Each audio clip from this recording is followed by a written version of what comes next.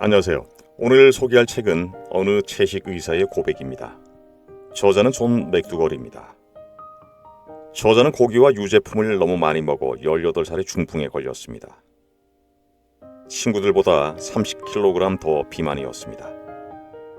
오랫동안 병원을 들락거렸지만 실패했고 후유증으로 지금도 다리를 절룩거립니다. 무엇이 문제인지 알고 싶어 의대에 진학했습니다. 의사가 되었지만 약과 수술로 일시적인 고통을 덜어줄 수밖에 없었습니다. 만성질환의 원인은 알 수 없었죠. 하와이 사탕 수수 농장에서 책임 의사로 일하면서 그는 깨닫습니다. 1세는 병이 없는데 왜 2, 3세는 병이 많을까? 육식과 유제품이 원인임을 알게 되었습니다. 그럼 책 내용을 함께 살펴보도록 하겠습니다. 나는 가짜 의사였다. 나는 의사가 되기 전까지 오랫동안 의학 교육을 받아왔다. 1965년 18살 때 2주 동안이나 왼쪽 몸에 마비 증상이 왔다. 중풍이었다. 어린 나이에 중풍이라니. 회복은 느리고 불안전했다. 나는 장애인이 되었다. 그 후로 47년이 지났다. 나는 절뚝거리지만 남들처럼 걷게 되었다. 매일 윈드 서핑도 즐긴다. 어쩌면 절뚝거리며 걷는 바로 이것이 질병과 건강에 대한 평생의 연구를 가능하게 했는지도 모르는 일이다. 부모님은 1930년대 대공황기를 겪어오셨다. 내 어머님 가족은 콩이나 옥수수, 양배추, 당근, 양파, 감자를 드셨고 운수 좋은 날엔 5센트짜리 거친 빵을 구할 수 있었을 뿐이다. 일주일에 한 번 햄버거를 먹을 때만 고기 한 조각 맛볼 수 있었다. 내 어머니의 이런 고통스러운 기억이 내 자식들에게는 그런 고통을 겪지 않게 해주겠다고 결심하는 계기가 되었다. 아이들에게는 돈으로 살 수 있는 최고의 음식을 즐기게 하겠다고 결심한 것이다. 그러나 아이러니컬하게도 그녀의 이런 자비스러운 마음은 잘못된 것으로 판명되었다. 우울했던 대공황기의 음식이 더 건강한 음식이었던 것이다. 나는 어렸을 때 계란과 베이컨으로 만든 아침을 먹었고 마요네즈가 듬뿍 들어간 소고기로 채워진 샌드위치로 점심을, 큰 접시 한가운데 스테이크와 닭고기가 가득 담긴 저녁을 먹으면서 자랐다. 매 끼니마다 유리잔 가득 우유를 함께 마셨음은 물론이다. 그럼 녹말은 어디에 있었을까? 기껏해야 버터와 함께 놓여진 작은 접시에나 있었다. 빵이나 케이크를 제외하고는 어디에서도 녹말 음식은 없었다. 그때는 몰랐다. 돈으로 살 수 있는 최고의 음식이 나를 죽음에 이르게 한다는 사실을 나중에야 깨닫게 된 것이다. 나는 아주 오랫동안 거의 매일 소화불량과 심한 변비에 시달렸다. 감기도 자주 걸렸는데 7살 때는 편도선 절제 수술까지 받았다. 체육 시간은 항상 열애였고 10대에는 여드름 투성이었다. 18살 때 중풍을 겪고서야 비로소 무언가 아주 문제가 많다는 것을 깨닫게 되었다. 중풍은 노인들에게 나타나는 증상이었다. 이 병의 원인은 병원 의사가 말하는 어려운 내용이 아니라 매일 먹는 풍성한 식탁에서 비롯되었다는 것을 몰랐던 것이다. 20대 초까지 나는 평균보다 20에서 30kg 더 비만이었다. 나는 어머니를 탓하고 싶은 생각은 없다. 어머니는 그 당시 가장 영양이 풍부하다는 충고를 받아들여 우리를 먹였을 뿐이다. 단백질과 칼슘이 몸의 필수 영양소라는 목축과 낙농업계의 선전을 그대로 믿었을 뿐이다. 동물 음식이 건강에 해롭다는 뉴스가 조금이라도 나오면 그들은 돈을 좋아하는 과학자를 동원하여 무력화시키곤 했다. 나는 디트로이트 근교의 중하층 집안에서 성장했다. 우리 부모님은 의사들을 예수 다음의 능력을 가진 사람들로 경배하곤 했다. 내가 중풍이라는 운명적인 사건에 마주치기 전까지는 아주 보통의 인간으로 살았고 의사가 되리라는 것은 꿈도 꾸지 못했다. 2주 동안 병원에 입원해 있으면서 점차 의사의 꿈을 꾸기 시작했다. 나는 점차 내 병을 관찰하고 치료하는 그 분야의 최고 권위자에게 매력을 갖게 되었고 의학적인 궁금증도 갖게 되었다. 환자로서 그리고 학교에 돌아가고 싶어하는 티네이저로서 나를 치료하는 의사들에게 이런 질문을 계속했다. 중풍의 원인이 뭐죠? 어떻게 저를 낫게 해주실 건가요? 언제쯤 집으로 돌아갈 수 있는 건가요? 제대로 대답하는 의사는 아무도 없었다. 대부분 손을 내저으며 자기 방으로 들어갔다. 그때 나는 내가 알아봐야겠다고 결심했다. 어떤 훌륭한 의사도 이 세 가지 질문에 대답을 할 수 없다는 것을 알아차렸을 때 나는 퇴원했다. 미시간 주립대학교로 돌아갔을 때 나는 처음으로 아주 강한 결심을 하게 되었다. 1968년에 의대에 들어갔으며 강렬한 열정으로 의학 공부를 하기 시작했다. 나는 하와이 호놀룰루에 있는 퀸스 메디컬 센터에서 1년 동안 인턴 훈련을 받았다. 그 후 3년 동안은 하와이 빅 아일랜드에 있는 하마쿠아 사탕 수수 농장에서 유일한 일반 의사로 근무했다. 그 농장에는 5,000명의 근로자들과 그에 딸린 가족들이 있었는데 출산을 돕거나 사망 진단서를 끊어주는 등 다양한 일을 했다. 전문의는 자동차로 1시간 거리 70km 밖에 떨어져 있었다. 그야말로 환자들은 모든 것을 나 한 명에게 의지하곤 했다. 들판에서 다친 상처를 꿰매거나 부러진 다리를 맞추거나 감염된 상처 부위를 치료하는 등 문제를 해결할 때마다 나는 큰 만족감을 느꼈다. 그러나 정말 나를 긴장시키는 것은 만성적인 질병이었다. 나의 노력에도 불구하고 비만이나 고혈압, 심장병이나 관절염으로 고생하는 환자들은 어떻게 할 방도가 없었다. 한 번은 농장에서 일어난 노동자가 불평 하나를 털어놓았다. 그러나 내가 할 수 있는 일은 의대에서 배운 대로 하는 것뿐이었다. 만약 내가 준 약이 잘 듣지 않으면 다시 오라는 말, 바로 그것이었다. 그들은 언제나 다시 왔다. 나는 계속해서 약이 떨어질 때까지 다른 약을 처방했지만 결국 환자는 다시 병원 문을 놓고 했다.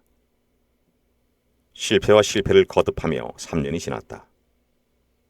나는 빅 아일랜드를 떠나 호놀룰루로 돌아와 하와이대 의대에서 레지던트 과정을 밟게 되었다. 그러나 2년 동안의 혹독한 과정을 밟은 후에도 나의 궁금증은 해결되지 않았다. 그렇지만 한 가지 기중한 결론은 얻을 수 있었다. 환자들의 건강이 개선되지 않은 것은 나의 잘못이 아닐지도 모른다.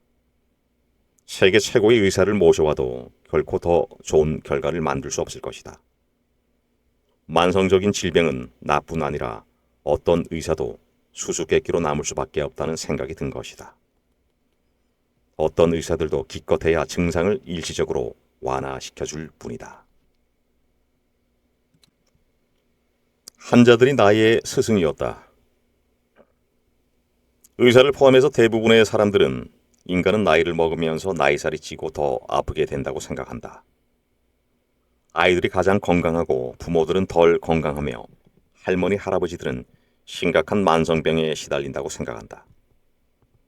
그러나 사탕수수 농장에 있는 환자들에게 이러한 예상은 전혀 들어맞지 않았다. 그곳에서 나이 든 이민자들은 날씬하고 활동적이었고 90살까지 약도 먹지 않았다. 당뇨병이나 심장병이나 관절염도 없었고 유방암이나 전립선 이상 같은 것도 없었다. 그러나 그 자녀들은 훨씬 더 비만이었고 건강도 나빴다. 그러나 나를 더욱 놀라게 한 것은 바로 그 손자, 손녀들이었는데 이 이민자 3세들은 내가 레지던트 가정에서 보아온 백인 환자들의 질병과 놀랍도록 일치하고 있었다. 3세들은 모두 심각하게 건강에 문제가 있었던 것이다. 도대체 무엇 때문일까? 나는 이 사탕수수 농장들을 유심히 관찰했다. 라이프 스타일, 사탕수수 농장의 작업 환경, 그리고 그들의 행동까지 조사했다. 그들의 생활 환경을 면밀히 조사한 결과 나는 흥미로운 사실을 알게 되었다. 그들은 모두 원래 그들 나라의 식단을 버리고 미국식 식단을 따랐던 것이다. 그로 인해서 원래 그들 나라의 음식을 섭취할 때는 전혀 없었던 비만과 만성적인 질병에 노출되었던 것이다. 하와이 사탕수수 농장에서 만났던 성인 환자들은 거의 대부분 중국, 일본, 한국, 필리핀에서 온 이민자들이었다. 그들은 미국에 와서도 꾸준히 그들 나라에서 먹어온 것과 같은 방식의 식사를 하고 있었다. 하와이에서 태어난 그들의 2세들은 서양 음식과 그들 부모님들의 전통 음식을 같이 먹고 있었다. 그러나 이민자 3세들은 할머니, 할아버지들이 먹던 녹말 중심의 식사에서 고기와 유제품, 그리고 패스트푸드 중심으로 완전히 바뀌어 있었다. 나는 어려서부터 미국 정부와 각종 매스컴으로부터 4종류의 음식을 가리지 않고 이것저것 골고루 먹는 것이 건강에 가장 좋다는 교육을 받으며 자랐다. 고기, 유제품, 곡물, 그리고 과일과 야채가 그것이었다. 그러나 나는 4종류에서 2가지를 중심으로 먹는 노인들은 병이 거의 없는 반면에 고기와 유제품을 중심으로 먹는 2세, 3세들은 각종 성인병으로 고생한다는 사실을 목격하게 되었다. 또한 나는 2세, 3세, 4세들의 음식 습관의 변화가 바로 환자들의 건강 악화와 심각한 연관성이 있음을 발견하게 되었다. 18살 무렵 내가 끔찍한 중풍에 걸렸을 때 병의 원인이 무엇이고 내 병을 낫게 하기 위해 의사들은 무엇을 하고 있나라는 가장 원초적인 질문에 대한 정답을 그 사탕수수 농장에서 찾게 된 것이다. 솔직히 나는 의과대학을 다니면서 음식과 건강에 대한 연관성에 대해 아무것도 배운 적이 없다. 영양학은 의과대학뿐만 아니라 어떤 교과서에도 없었고 인턴 과정이나 레지던트 과정에서도 언급된 적이 없었다. 대학 입학 시험 때 겨우 몇 개가 언급한 걸로 기억하고 있다. 나는 결국 아주 단순한 결론을 얻게 되었다. 환자들에게서 효과가 없는 약물 투여를 중지시키고 위험한 수술을 금지하는 대신 평생 건강하게 장수하고 지속적으로 날씬한 몸매를 유지하는 방법을 발견하게 된 것이다. 절제의 여왕 우리 할머니. 나의 증조 할머니 로라는 106세까지 사셨다. 균형 잡힌 식사 때문이었다. 내가 어렸을 때 그녀는 자주 이런 말을 하셨다. 얘야, 너는 고기를 너무 많이 먹는구나. 그렇게 먹으면 점점 몸이 아프게 된단다.